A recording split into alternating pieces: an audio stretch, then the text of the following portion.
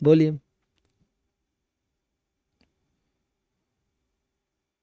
Action converges to action distribution is equivalent to।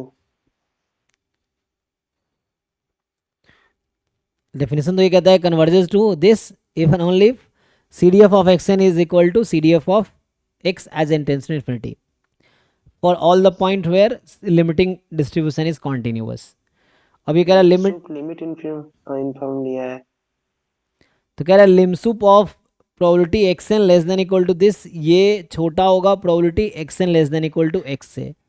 तो सी D F का जो limit superior है वो लेस देन इक्वल टू होगा, एफ एक्स एक्स। हाँ C D F f x के, और limit inferior x n less than equal to x n का बड़ा होगा इससे, एंड लिमिट इन्फीरियर इसका, लिमिट इन्फीरियर लेस देन किया है तो लेस देन है, मोर देन में मोर देन, लेस देन में मोर देन है, okay. Expectation of g x n converges to g x for all bounded continuous function g x.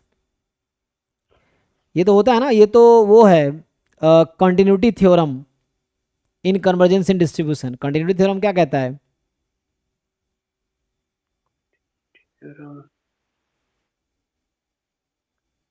Continuity theorem में ये था कि x n converges in distribution to x, g x n converges in distribution to g x, किसके लिए?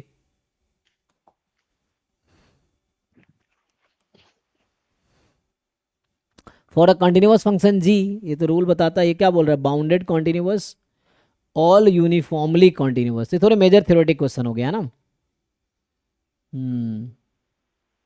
ये probability theory का। हाँ मतलब प्रोबेबिलिटी थ्योरी मेजर थ्योरेटिक थोड़ा सा हो गया, इसमें थोड़े से आपको वो मेजर थ्योरी वाले कॉन्सेप्ट वो यूज़ करना पड़ेगा। यूनिफॉर्मली कॉन्टिन्यूअस, ये बाउंडेड कॉन्टिन्यूअस है ना। Bounded continuous function uniformly continuous नहीं होता है। क्या थ्योरम था? डेरिवेटिव बाउंडेड होना चाहिए। Differentiable function with bounded derivative is uniformly continuous, है ना। हम्म अगर डेरिवेटिव बाउंडेड हो जाए तो यूनिफॉर्मली कंटीन्यूअस होगा। हाँ, डिफरेंशिएबल फंक्शन, मतलब वन वे है। हाँ ये वन वे है। तो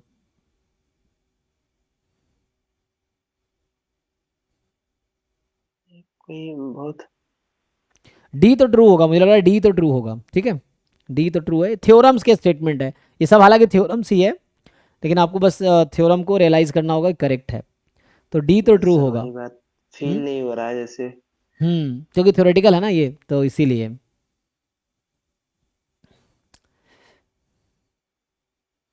तो lim sup less than equal to क्यों होगा? लिमसुप इसकी लिमिट इक्वल है इसके, for all x belongs to R, so why they have taken less then.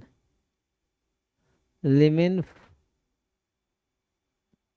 More than है, और लिमसुप लिमिन इसका भी मोर देन, दोनों का लिमिन मोर देन है।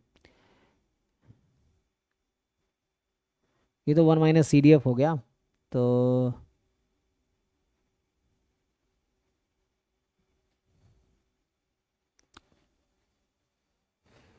चलिए इसको देखते हैं। तो यहाँ से हम तो ये जानते हैं,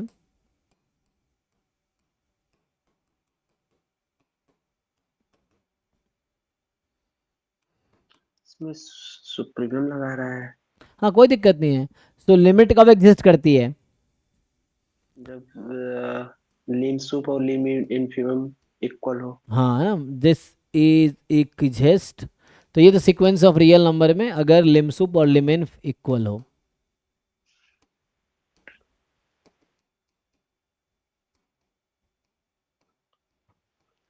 ये आ जाएगा। तो यहाँ से अ,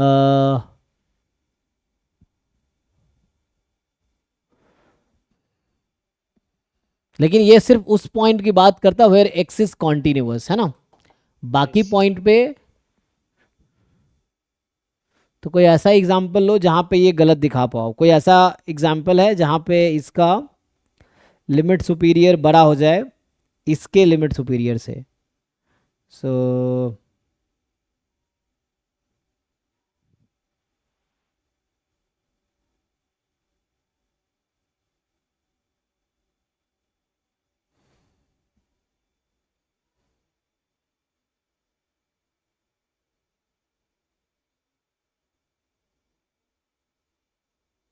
जैसे अभी हम देख रहे थे, हमने देखा था ना बर्नौली जो है, ये जो बर्नौली 1/n है, that converges in distribution to zero.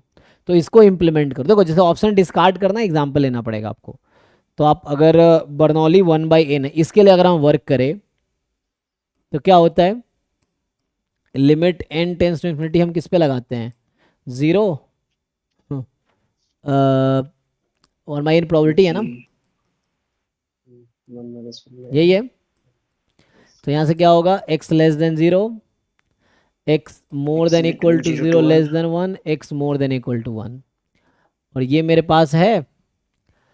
अब इसका सी डी एफ जो है, जो राइट वाला, उसका सी डी एफ है 0 1। तो अभी ठीक करने के लिए 0 1 1 कर देता हूँ, है ना। तो ये होता है x less than zero, 0 and 1 more than equal to 1। अब ज़रा इसको कंपेयर कीजिए। सो अभी के लिए आप अगर देखेंगे, लिमिट सुपीरियर क्या होता है, लिम सुप को आप लोग क्या लिखते हैं, यूनियन ऑफ इंटरसेक्शन, है ना। तो जैसे a m from 1 to n और n फ्रॉम 1 to infinity, ये लिमिट सुपीरियर ऑफ एन। इसी को लिखते हैं Yes, lim sir. Sup of event a m, मतलब ए एन लिख लीजिए। तो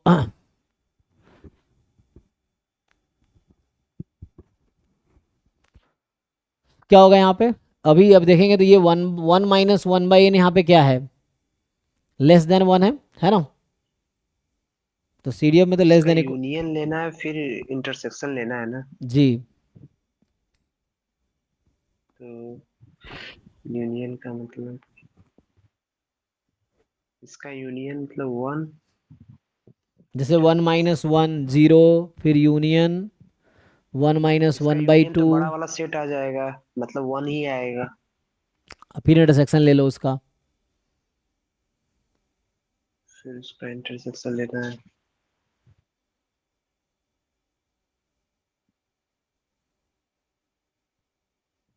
फिर इसका मतलब कि तब तो स्मॉलेस्ट वाला ही आएगा, 1 - 1/n ही आएगा।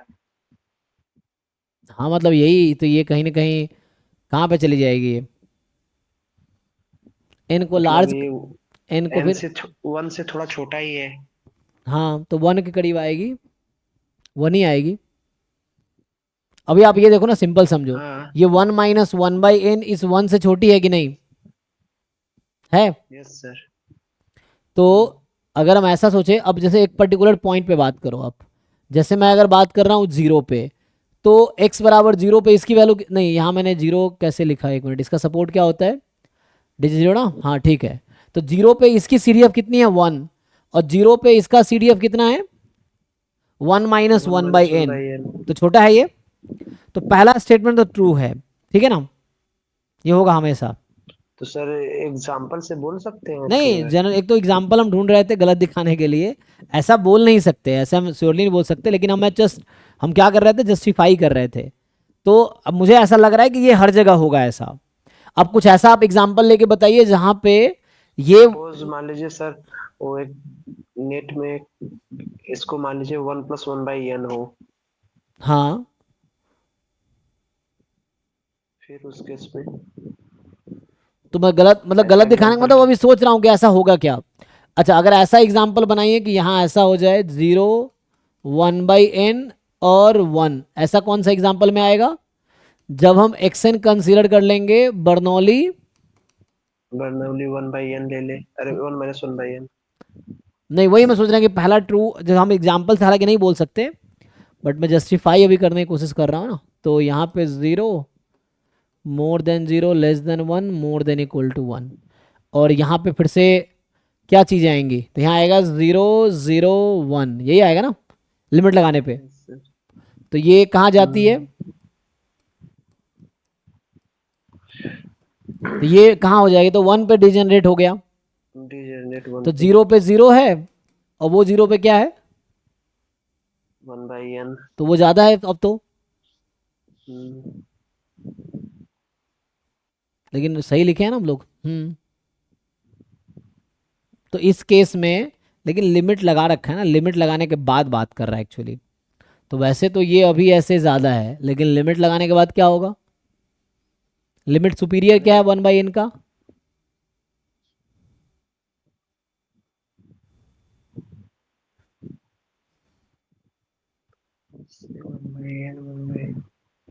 जैसे एम का मतलब क्या जैसे हो गया, यूज ऐसे ना करते थे सर, जैसे 1/n, फिर इसको n को बढ़ाते जाए, उसका फिर यूनियन लेंगे। हाँ, ये हो गया। अब इसका इंटरसेक्शन लीजिए, एम फ्रॉम 1 टू इंटरसेक्शन यहाँ, छोटा वाला ही आ जाएगा।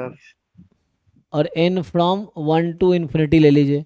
तो एन को 1 रखेंगे, जस्ट 1 रहेगा इंटरसेक्शन, फिर 1 और 1/2, तो ये चलता रहेगा। तो एट द एंड आ जाना है 1 ही, हाँ 1 आ जाएगा, तो ये 1 आ जाएगा। सो एक्चुअली हम लोग जो ले रहे हैं वो तो इक्वल कर दे रहा है ना, हम तो जो ले रहे हैं वो तो इक्वल कर दे रहा है, लिमिट तो इक्वल ही हो जाएगा ना, लिम सुप। हमें ऐसा एग्जाम्पल लेना है जहां पे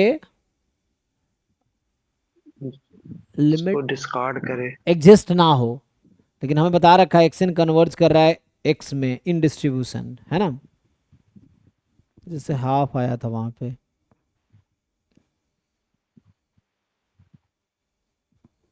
ये सब थ्योरम के स्टेटमेंट्स हैं, प्रूफ करने पड़ेंगे। जैसे हम अब तो एग्जांपल लेके वेरीफाई कर रहे हैं, हमें इसको प्रूफ करना पड़ेगा तभी जाके होगा। और जबकि आप देखेंगे ये जो स्टेटमेंट बी वाला है ना, वो कहीं ना कहीं ए को ही सपोर्ट कर रहा है। मतलब उसको अगर सिंप्लीफाई करेंगे, जैसे इसने लिखा है lim inf of probability x n more than equal to x, complement है।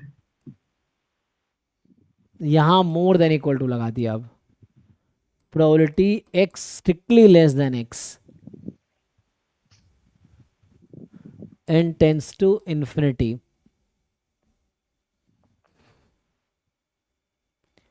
तो इक्वलिटी तो अलाउड है ना, लेकिन यहाँ पे किसी एक पर्टिकुलर पॉइंट पे अगर आप कॉन्ट्राडिक्ट करवा दो तो काम हो जाएगा, क्योंकि वहाँ पे होता है for all x where x is continuous.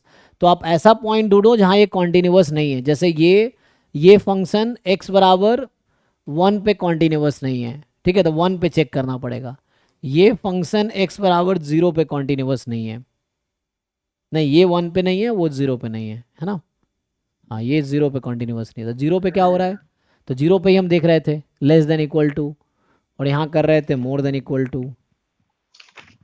अच्छा किसके इक्विवेलेंट है, ओ ये पूछ रहे हैं किसके इक्विवेलेंट है।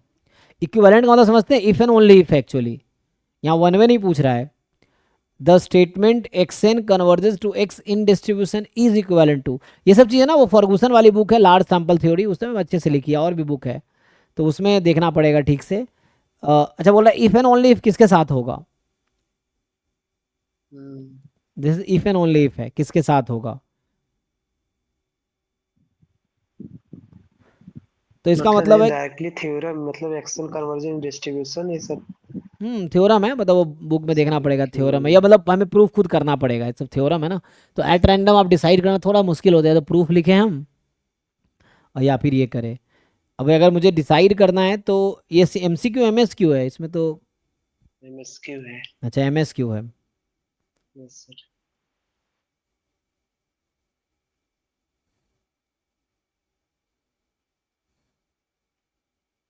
क्योंकि बी स्टेटमेंट का सेकेंड स्टेटमेंट को अगर हम सॉल्व करेंगे ना, तो ये वही दे देगा जो ए का पार्ट है, ठीक है, लिमिट इन्फिमम और लिमिट सुपीरियर दोनों,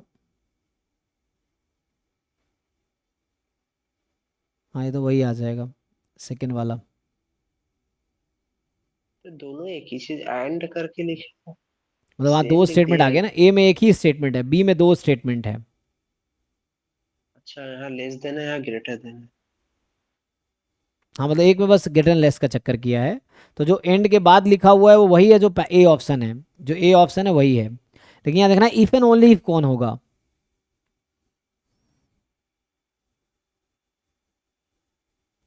देखो हम तो जानते हैं इक्वल होगा, तो इक्वल तब होगा, हमें तो पता है ना इक्वल होगा, एक्स एन के CDF की लिमिट एक्स के इक्वल होगी, तो यहाँ से फाइनली आ जाएगा, एक तो मुझे लग रहा है बी भी ट्रू है, और इक्विवेलेंट बोल दिया, पहले मैं वन वे सोच रहा था ना, तो x n converge the one way, तो सी वाला भी ट्रू है वन वे के लिए। वन वे मतलब जस्ट कॉन्टिन्यूअस के लिए ट्रू होता है, जो मैं कह रहा था ना ये कि दिस कन्वर्ज, ये तो जस्ट कॉन्टिन्यूअस के लिए होल्ड करता है वन वे, कि x n converges to x implies this.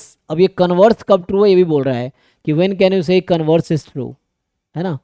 ये वन वे तो है कि x n converges in distribution to x, g x n converges in distribution to g x, और इसका कन्वर्स कब ट्रू होगा ये पूछ रहा है। तो क्या बाउंडेड कॉन्टिन्यूअस होना चाहिए, यूनिफॉर्मली कॉन्टिन्यूअस होना चाहिए।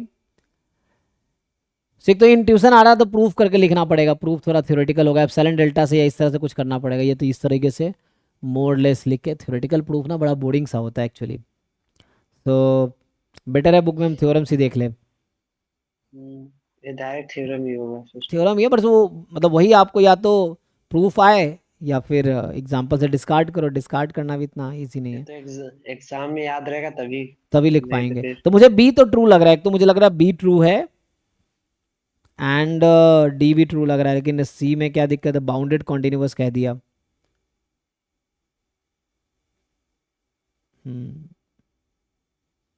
तो ऐसा तो लग रहा है बी और डी ट्रू होगा, लेकिन वही है जैसे अब जनरल स्टेटमेंट है, या तो आप थ्योरम डायरेक्टली आपको एग्जैक्टली याद हो तो आप कह सकते हैं श्योरली कि हाँ ऐसा है, और याद नहीं है तो आप ये तो प्रूव करो, नहीं तुक्का लगा सकते हो, क्या ही कर सकते हो, ये चीज़ है। याद जब तक श्योरली याद नहीं है तब तक ऐसे डिसाइड करना, क्योंकि थ्योरम को ट्रू बोलना बहुत डिफिकल्ट टास्क है। ट्रू बोलने का मतलब आप हमेशा ट्रू बोल रहे हो, तो इसका मतलब एक भी काउंटर एग्जाम्पल नहीं होगा, और आप ऐसे जब कोई श्योर नहीं हो तो ऐसे बोलना कि होगा तो थोड़ा मुश्किल है। फिर भी इसका मैं ढूंढता हूँ, ये सब मिल जाएगा बुक में, ये सब उसमें जो थोड़े मेजर थ्योरेटिक बुक्स आती है ना प्रोबेबिलिटी की, जो प्रोबेबिलिटी थ्योरी की, उसमें ये सब मिलेगा। या लार्ज सैम्पल थ्योरी का जो बुक है, जैसे लार्ज सैम्पल थ्योरी बुक का फर्गूसन की बुक है या और भी लोगों की बुक है, जो लार्ज सैम्पल थ्योरी जिसका हेडिंग है, उसमें ये सब आपको अच्छे से मिलेगा। तो मतलब मुझे भी ये देखना पड़ेगा ये सब इस तरह से चीज़ें, ताकि श्योर हो सके। ये सब थ्योरम के स्टेटमेंट ही है, मैं बोल रहा हूँ। अब मान लो सी डी प्रूव करना कितना मुश्किल होगा, पहले यूनिफॉर्मली कॉन्टिन्यूअस फिर वो लेके प्रूव करो, दैट्स डिफिकल्ट टास्क। तो इसके लिए बेटर है कि थ्योरम याद रखो, और नहीं याद है तो क्या कर सकते हैं ना, जैसे इक्विवेलेंट बोल रहा है, ये सिंपल कह रहा है कि जैसे आप थ्योरम देखते हैं ना, x n converges in distribution to x if and only if. अब ये तो ऐसे जो भी थ्योरम आपने पढ़े होंगे इस तरह के, वो लगाने हैं कि किसके लिए इफ एंड ओनली इफ होगा।